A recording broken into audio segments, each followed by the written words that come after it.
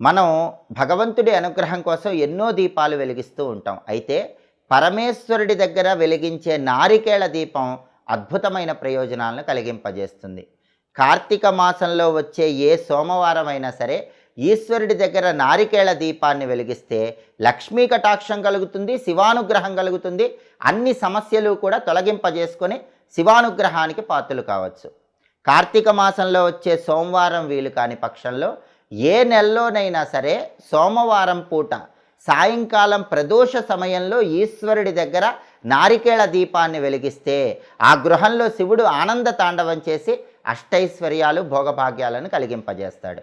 ఈ నారికేళ దీపాన్ని ఎలా వెలిగించాలంటే కార్తీక మాసంలో వచ్చే సోమవారం కానీ లేదా ఏ నెలలో వచ్చే సోమవారం అయినా సరే ప్రదోష కాలంలో సాయంకాలం పూట పరమేశ్వరుడి చిత్రపటానికి గంధం బొట్లు కుంకుమ బొట్లు అలంకరించాలి. లేదా శివలింగ